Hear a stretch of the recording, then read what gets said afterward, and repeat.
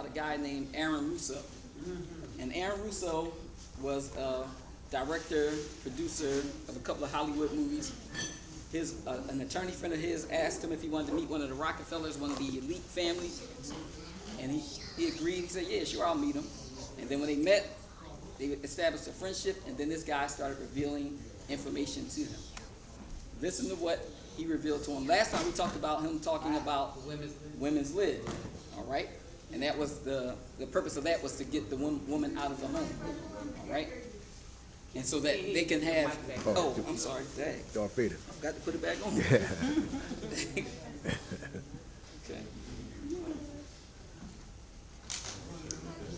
But now, let's look at another thing that this Rockefeller revealed to Aaron Russo. So, a filmmaker and former politician. To his left is Nicholas Rockefeller of the infamous Rockefeller banking and business dynasty. After maintaining a close friendship with Nicholas Rockefeller, Aaron eventually ended the relationship, appalled by what he had learned about the Rockefellers and their ambitions. I got a call one day from an attorney woman I knew, and she said, would you like to meet one of the Rockefellers? I said, sure, I'd love to. And we became friends, and he began to divulge a lot of things to me. So he said to me one night, he said that there's going to be an event there, and out of that event, you're going to see, we're going to go into Afghanistan, so we can run pipelines from the Caspian Sea. So this was 11 months before 9/11. He told Aaron Russo that there was going to be an event. Okay. He said, and from that event, they're going to go into Afghanistan, and they're going to go into Iraq. To take the oil and establish a base in the Middle East, and we're going to go into Venezuela and try and get rid of Chavez. And the first two they've accomplished. Chavez they didn't accomplish. And he said, you're going to see. Now, at this time, they accomplished two of those goals, but then there was the goal to go into Venezuela and get rid of Chavez. And he did, later on. Okay. Looking for people that they're never going to find. You know, he was laughing at the fact that he said that they were he was laughing, saying that they were going to be going into, they were going to be looking for people that they would never find. Okay, so he told them all of this information before it happened. On terror, there's no real enemy. He's talking about how by having this war on terror, you can never win it because it's an eternal war. And so you can always keep taking people's liberties away. And I said, how are you going to convince people that this war is real? He said, but the media. There we go. Okay. To create this fake war on terror, which is going to be endless. It will never end. And then he said that you can keep scaring people to give away their freedoms, to give away their rights. Okay? And he said, how can you convince people to do that? He said, through the media. And remember the guy from the CIA, he said, never watch the television. Never watch the television. It's the greatest indoctrination tool ever devised. Okay? So they can make you believe anything from TV. You can convince everybody it's real. I mean, you know, it's just that you keep talking about things, you keep saying it over and over and over again, and eventually people believe it. You know, you created the Federal Reserve in 1913 through lies. You create 9/11, which is another lie. Through 9/11, you're fighting a war on terror, and now all of a sudden you go into Iraq, which was another lie, and now they're going to do Iran. You know, and so one thing leading to another, leading to another, leading to another. Now I would say, what are you doing this for? What's the point of this thing? You have all the money. So he said, what are you doing this for? What's the purpose of it? What's the ultimate goal? Okay? And this is what Rockefeller had to say.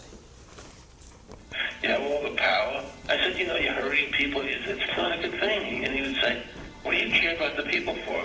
Take care of yourself and take care of your family. And then I said, so what are the ultimate goals here? He said, the ultimate goal is to get everybody in this world chipped with the RFID chip. The goal is to get everybody chipped with an RFID chip. Okay? So slowly they're moving us away from that cash. Okay? This is all steps. Okay, now watch. Listen to what he says about the RFID chip. Have all money be on those chips and everything on those chips. And if anybody wants to protest what we do or violate what we want, we just turn off the chip. That's right, microchipped. Size of a grain of rice. So if you object to what they're doing, they could just turn off your chip. You wouldn't be able to interact with society. Okay? That sounds like science fiction. Oh no. It's really real. Watch. I'm going to show you. All right? Here we go. In 2005, Congress, under the pretense of immigration control and the so-called war on terrorism, passed the Real ID Act, under which it is projected. Now, you starting to see these commercials, right? Commercials now. Right? Seeing these commercials. This video is old. Okay? And what happened was there was a lot of pushback because people felt as though this would be, too much of an invasion of their privacy and that kind of thing. So they didn't want to pass the Real ID Act. So all they did was wait. And that's all they have to do is wait. Till that opposition leaves office, and you get the new fresh ones coming in, the ones that have been not taught about the importance of privacy. Okay? So now it's here. Okay, now listen to the date that they said that this was supposed to have happened in. All right, and it was presented. 2008, you will be required. It was supposed to be in 2008. We were supposed to have Real ID, but they fought against it. But this system, it's just patient. 2020, they plan on doing it. Yeah. Around a federal identification card, which includes on it a scannable barcode with your personal information. However, this barcode is only an intermediary step before the card is equipped with a Verichip RFID tracking module, which will use radio frequencies to track your every move on the planet. But see, the thing is that your every move is already being tracked with your phone. Right. See, this was the first step. Get you hooked and addicted to this so that you always have it with you. So it's like you're a cyborg already, okay? Because, we got this phone sitting with us when we go to sleep and all kinds of stuff, okay? The one guy joked, he said, you're addicted to it when you wake up in the morning and the first thing you do is grab your phone instead of greeting your spouse, okay? So these people, and remember, this is not these people's plan. It's Shaitan's plan. This is Shaitan's plan. And we can't forget that. And Shaitan's goal is to pull us away from the path of Allah. Okay? But here we go. Now watch this. It's foreign to you, please note that the RFID tracking chip is already in all new American passports. And the final step is the implanted chip, which many people have already been manipulated into accepting under different pretenses. Who did they do it with first? Well, animals. Animals, yeah. Okay? Start putting it in the pets. Okay? Family. Get lost, you can find them and all that stuff. That and also to normalize it to you. Right. To program to you, oh, this is normal. It's okay. So when they start saying, oh yeah, well put it in your child and put it in yourself, you'll do it. Okay? Because it's become right, acceptance. And then like we said, we talk about that herd mentality. Pioneers in a brave new world. They have volunteered to be the first ever to have microchip identification devices implanted into their body. After 9/11, I was really concerned with the security of my family. Now listen what she just said. After 9/11, I was really concerned with with my family. Okay, what does that have to do with this chip? Yeah. Okay. She's paid actress. Right. So this is all about the programming. It's all about the programming, y'all. I wouldn't mind having something planted permanently in my arm that would identify me. In the end, everybody will be locked. And remember, a lot of these newscasters and these news people, this guy was from 60 Minutes, you grow up right. You grow up trusting that face. So now he tells you, oh, it's okay, or this is something that I would do, then people are going to fall in line with it, okay?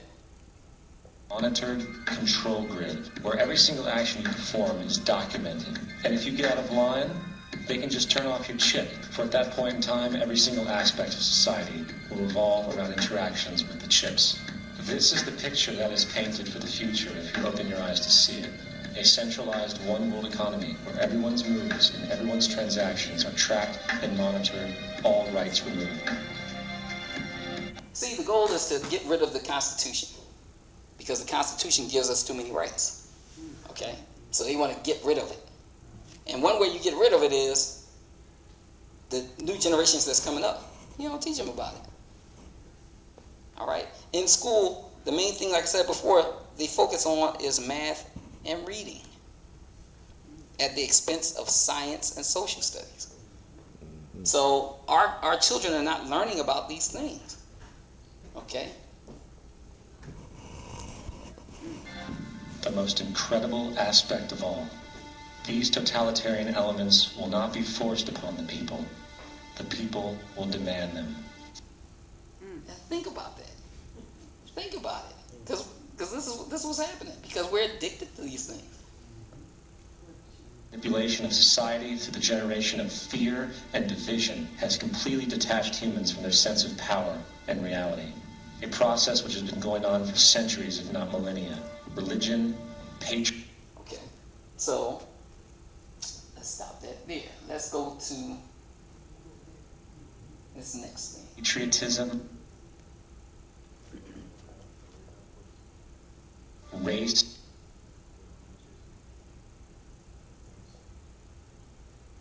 because we were saying it looks like science fiction stuff. And yeah, it really does. But these people, a lot of times their science fiction is really what they're actually doing. Think about some of the movies that they show you stuff in, and the next thing you know, it's out in society. Real, right? But here we go. Watch this. Oh well, let me let you hear what. For expanding. Let me let you hear what Kennedy said.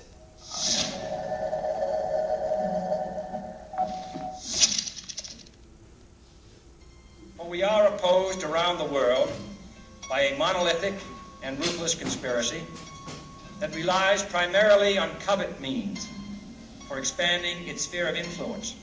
Its preparations are concealed, not published. Its mistakes are buried, not headlined. Its dissenters are silenced, not praised.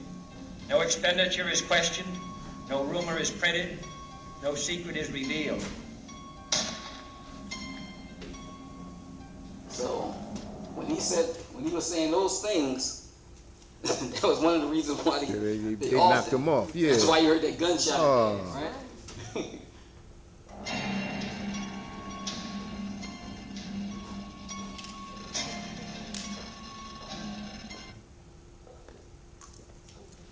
in the skin of their hand.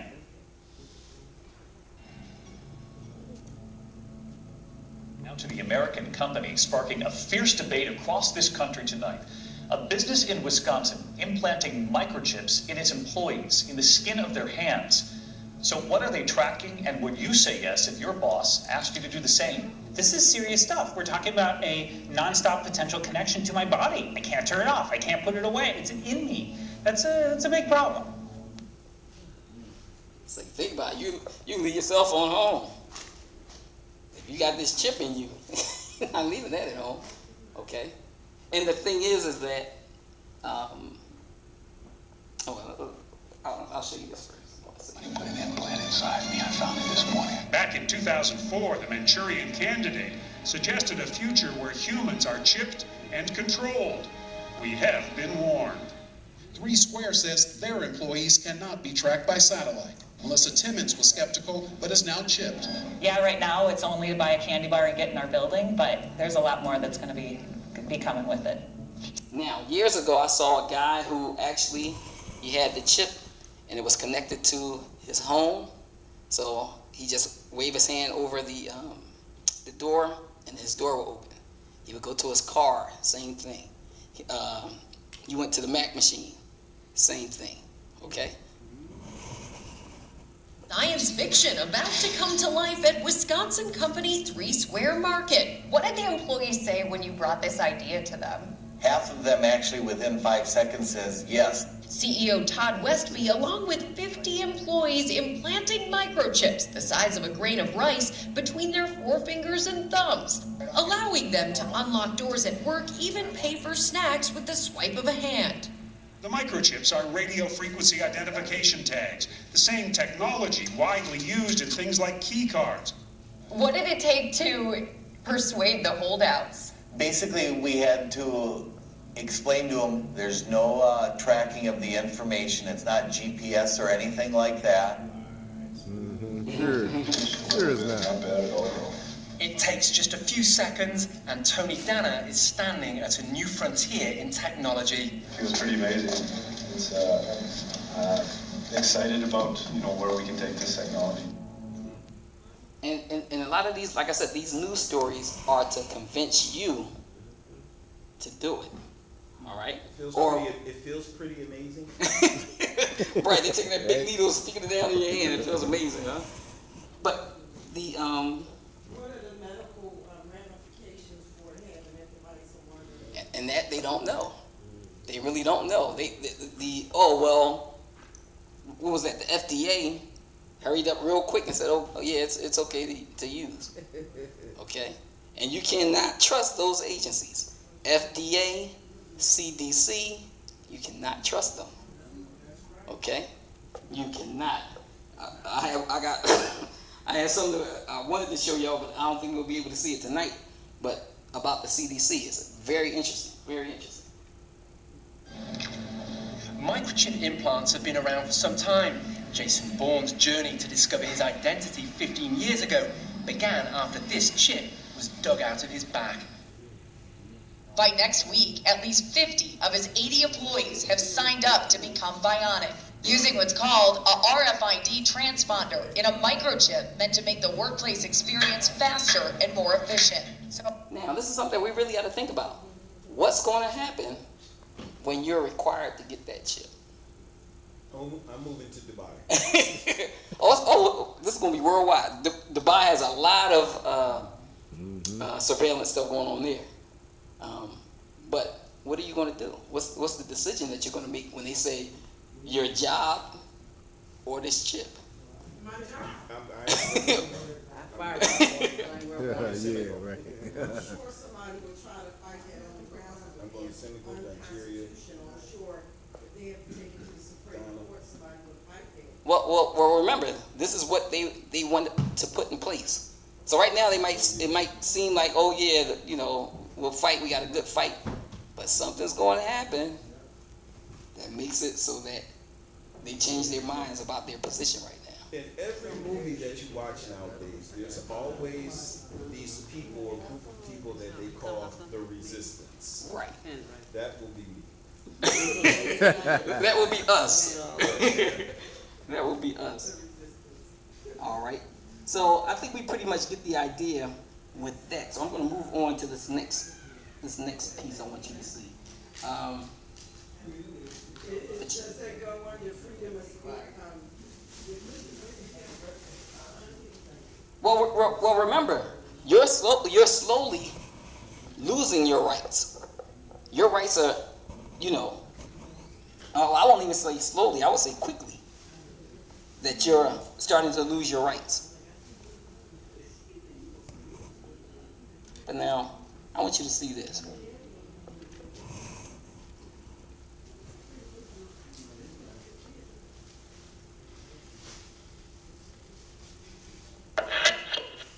Because we are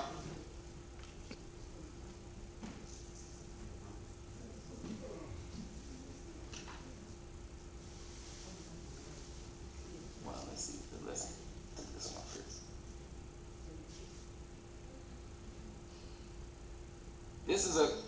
This is a young lady that they're putting out as a personal question.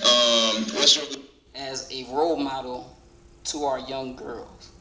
Okay, but I want you to hear what she says. That's right now. I'm single, ready to mingle.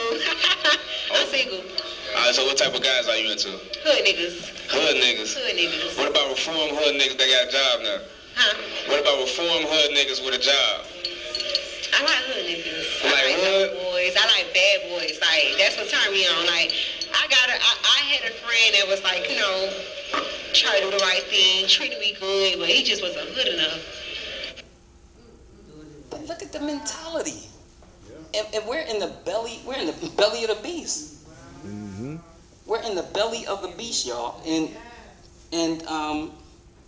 But now watch some of the how this stuff influences the youth. Okay, here's a little girl at her graduation ceremony, cap and gown. She's coming across the stage. They ask her what she wants to be when she grows up. Okay. Even in life, to my man, I was walking the I am 6 years old. When I grow up, I will be a stripper. She said she's 6 years old, and when she grows up, she wants to be a stripper. Okay? Now, when you listen to the audience, they're laughing and, okay?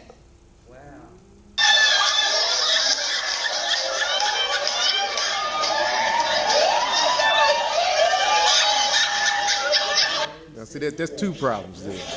There's two problems. Right. Right. Ignorance from the parents, but also what they're consuming. Okay?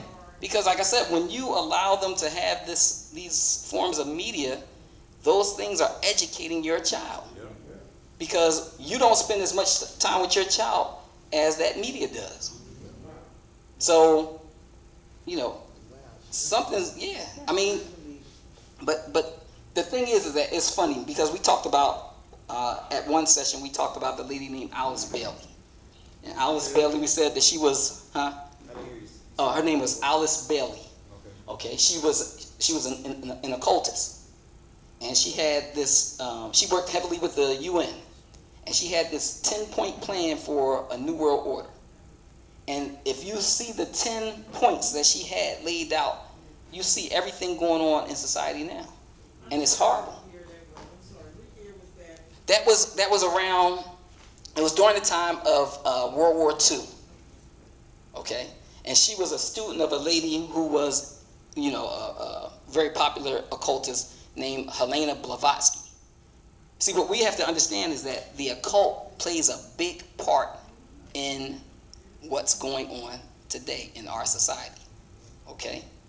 And I'm going to show you something tonight, inshallah. Say again?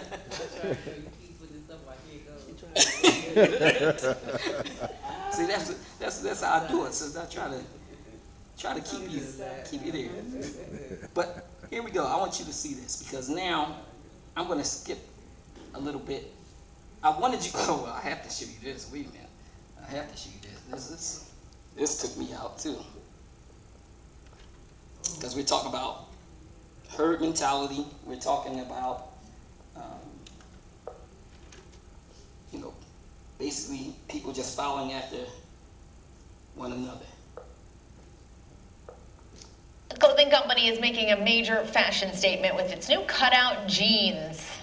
They're extreme. They're by Carmar Denim.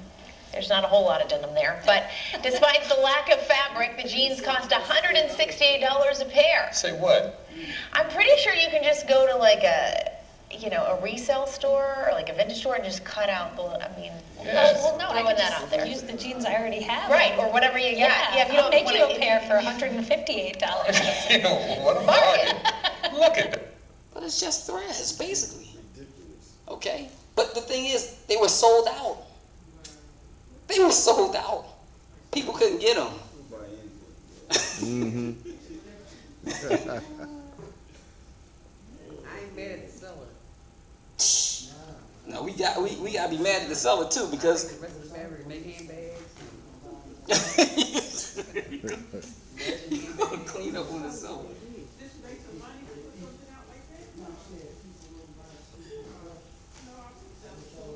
Man, I want you to see. You can get a see-through handbag. Skeleton, you see everything. Right. Rashid Rockefeller. Yes. Oh, you're right. You know, years ago they made a picture called So Fine. What was it called? So Fine. So, the guy was cheating with this man's woman, white, and he came home and he went up under the bed and she threw his clothes away. So when the guy fell asleep, he couldn't find nothing but her jeans to put on. Wow. So when he put them on, and they split in the back on both cheeks, and then he went out to the trash to try to find something to cover it. All he could find was cellophane. So anyway, so when he got to his building where his father's business, because they was into the business of clothing, you know, and so he was hugging the wall so nobody couldn't see him, and his father's rival hugged him and pulled him forward and looked back and said, "Oh, that's the new design."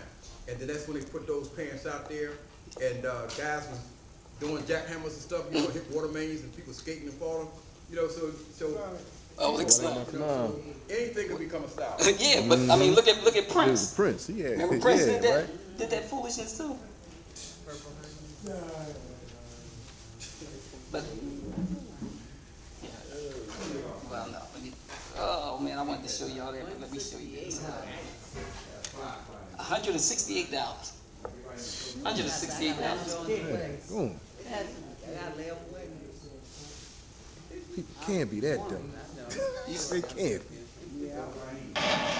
But wait a minute, have you seen the experiment that was done with the sister that was walking 10 hours in New York? No. Where she was first dressed, you know, regular, you know, and then they showed her walking with the hijab on. Did you see that? I didn't see that. Wait a minute, let me show you that. Because, I mean, after showing you that, I gotta show you that.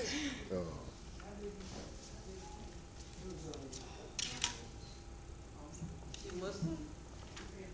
I don't know if she was Muslim. Let me get to it real quick.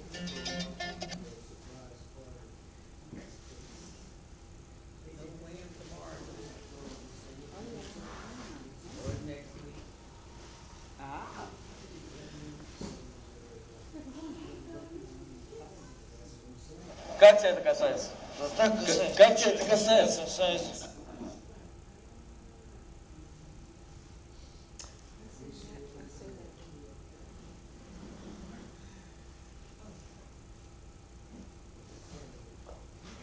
Hey everybody, it's me, Kareem from Are We Famous Now? You might have all seen a video of a woman walking for 10 hours in NYC while getting harassed. Well, I thought I'd do a different version. And in this version, we're going to have my friend walk for 5 hours in casual clothing and walk another 5 hours in hijab, which is the Muslim garb. We're going to see how both compare, and we're going to see the response that she gets. Let's check it out.